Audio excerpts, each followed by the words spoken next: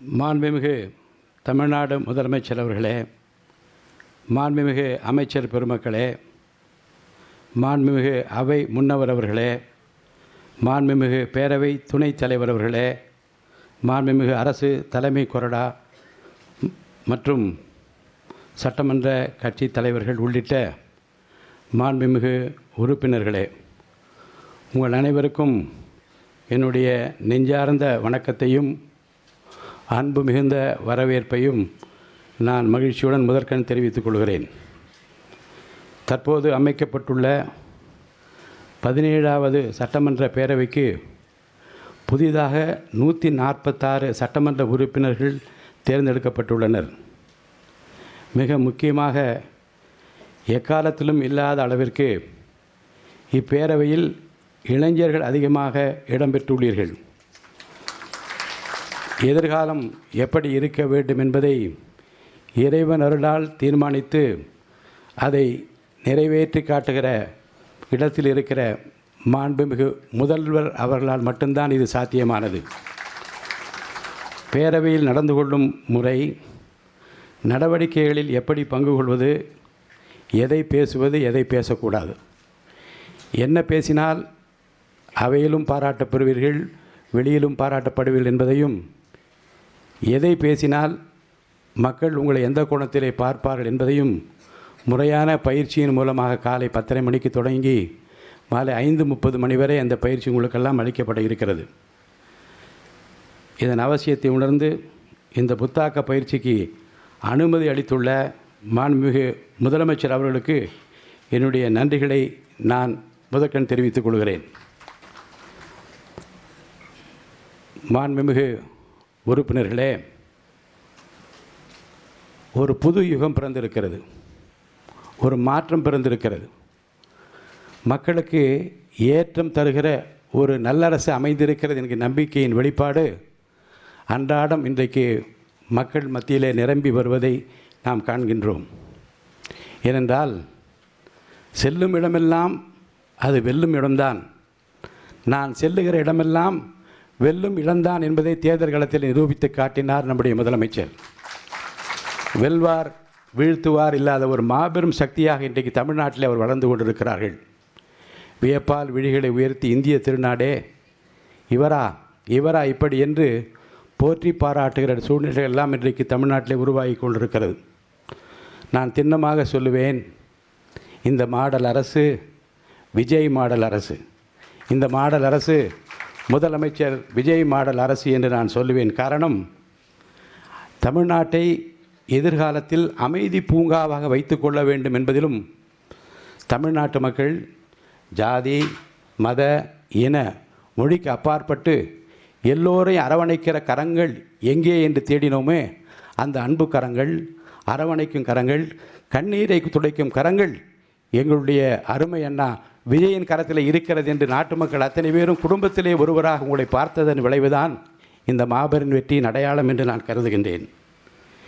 எதிர்காலம் பத்திரமாக இருக்கிறது, உங்கள் கரத்திலே இருக்கிறது.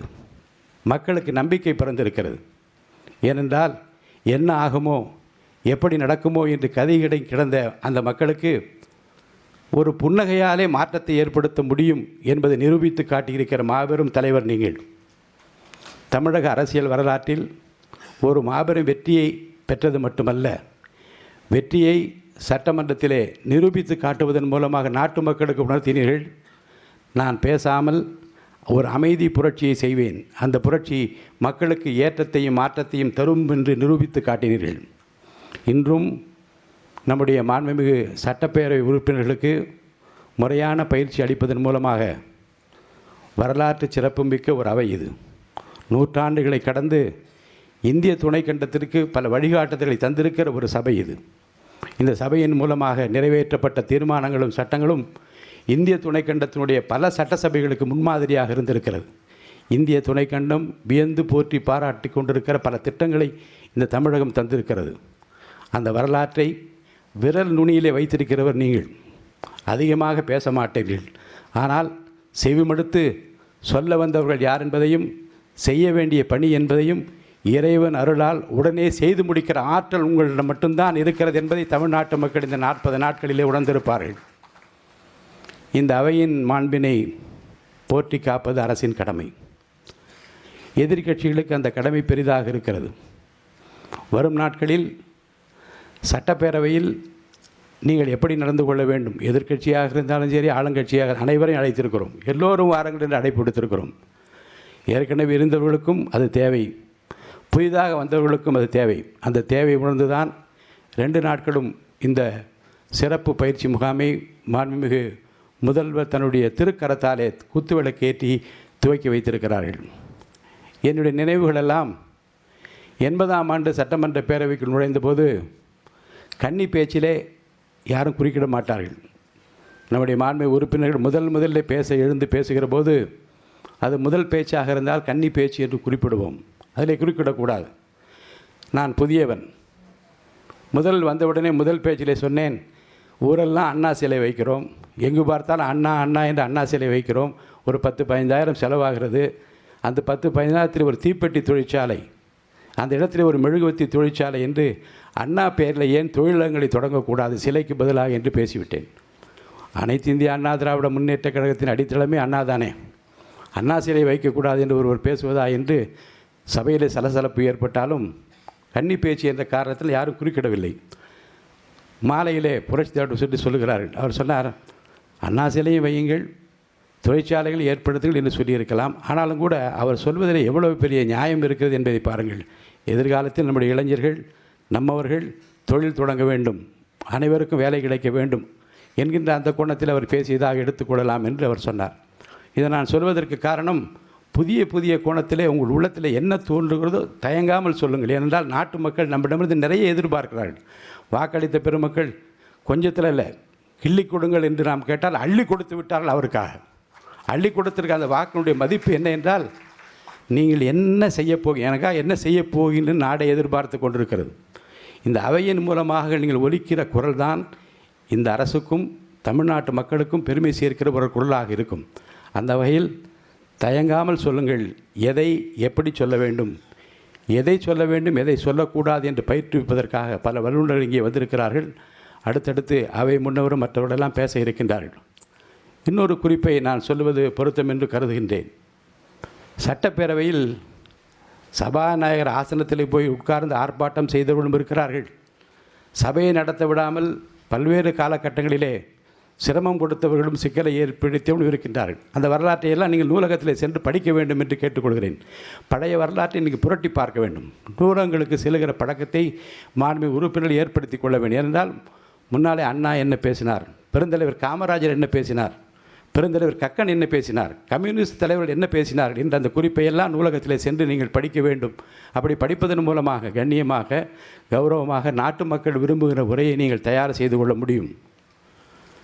சட்டமன்றத்தில் நடக்கிற சில நிகழ்வுகள் வெளியிலே மக்கள் பார்க்கின்றால் என்பது மட்டுமல்ல, ஆட்சி மாற்றத்திற்கு கூட அது வழிவகுத்து விடும் என்பது 2 உதாரணத்தை சொல்லி நான் முடித்துவிட விரும்புகின்றேன்.